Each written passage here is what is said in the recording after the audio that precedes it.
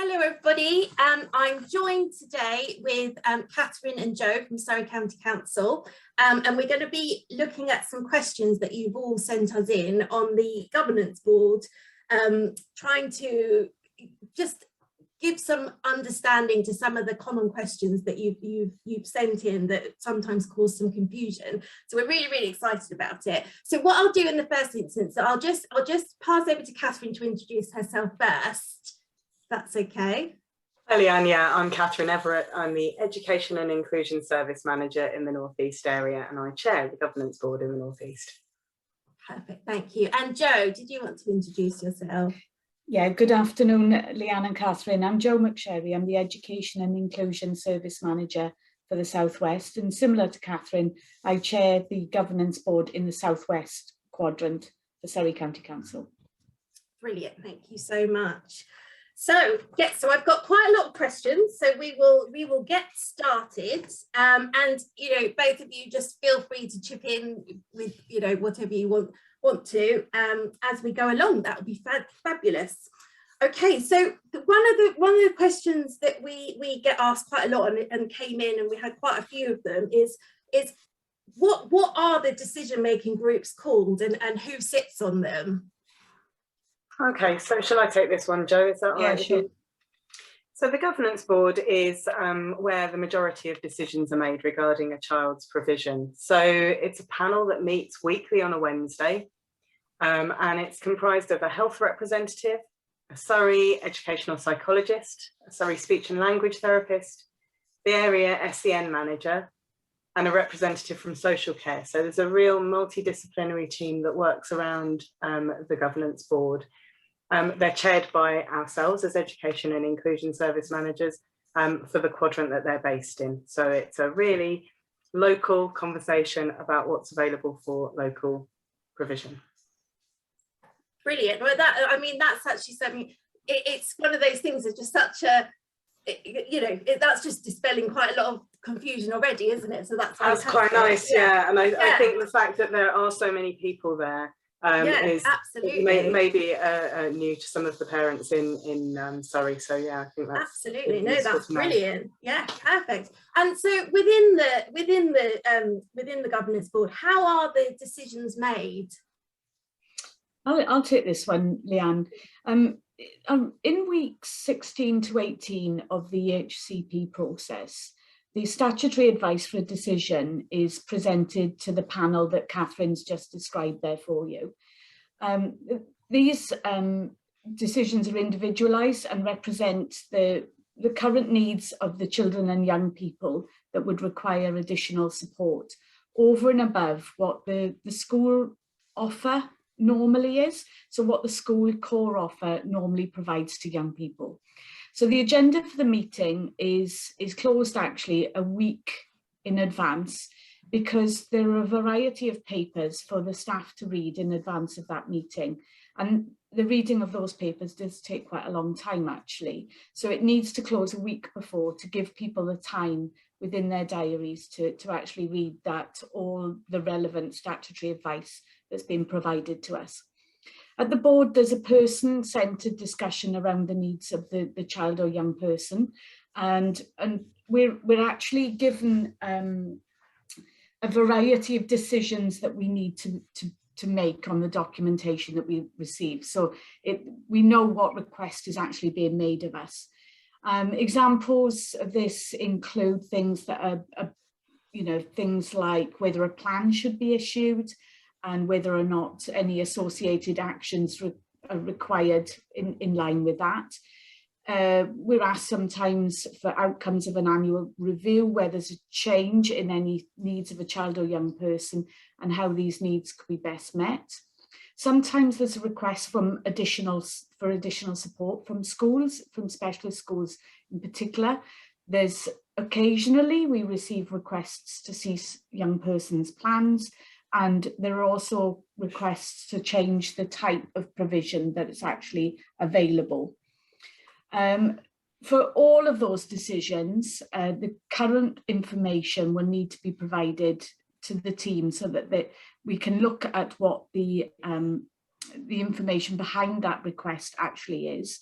we look at who's made the request, and then coming together, we actually all make the decisions based on the evidence that's provided in the paperwork that we've received and that we've read in time for that meeting.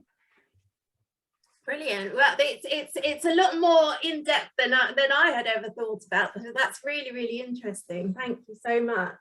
And so what kind of information should a parent expect following on from governance board, so if their child's case has been heard at the board?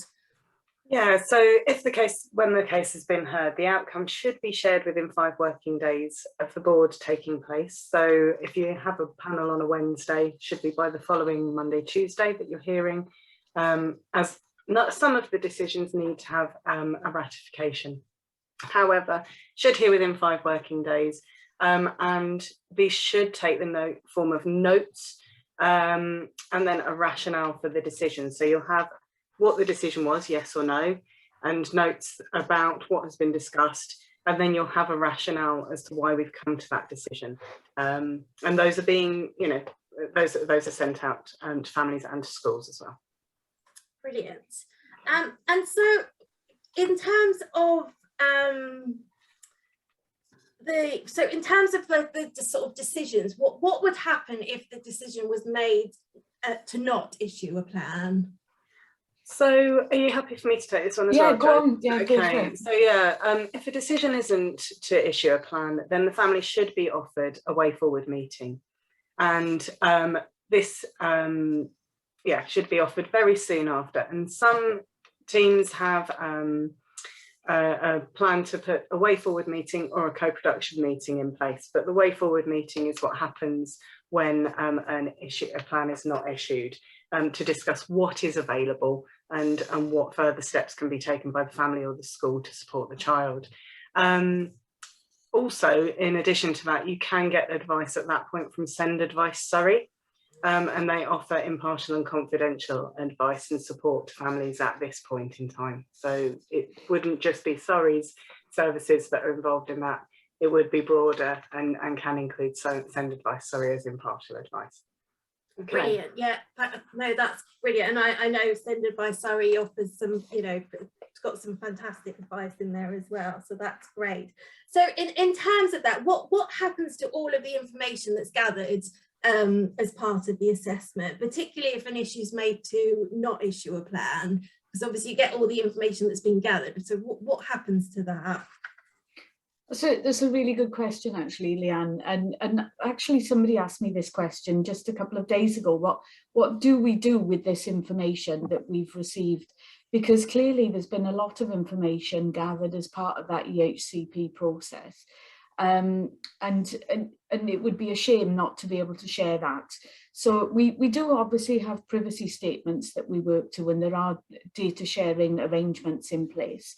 But what we actually aim to do is to make sure that the school that's supporting the child or the young person and the family involved is to provide them with that advice, the collated advice throughout that assessment process, so that they can continue to work with the child. So, for example, if a speech and language therapy advice had been received, that would be available to the family, the young person, and to the school as well, so that they could use that therapy advice, whether they do or don't have an EHCP coming for the future.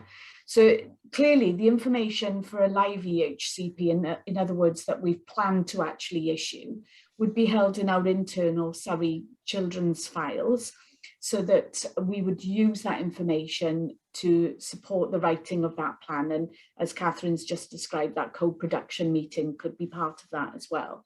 So we would use the information that we have to write the plan. But if we're not issuing it, then that information is still kept by the local authority in line with the privacy statement, but would have been previously shared with the school family, for example. That's brilliant, because I think you're right. They gather so much information, don't they, as part of it. Yeah. So and I absolutely offers some insight to future provisions. So no, that's really, really good to hear. So yeah, I think that was a really great sort of little whistle-stop tour of the governance board. I certainly feel like understood a lot more.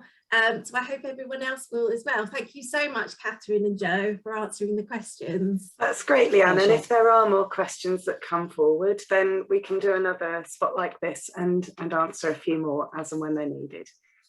Brilliant. Thank you so much. Thanks so much for the opportunity. Thank you.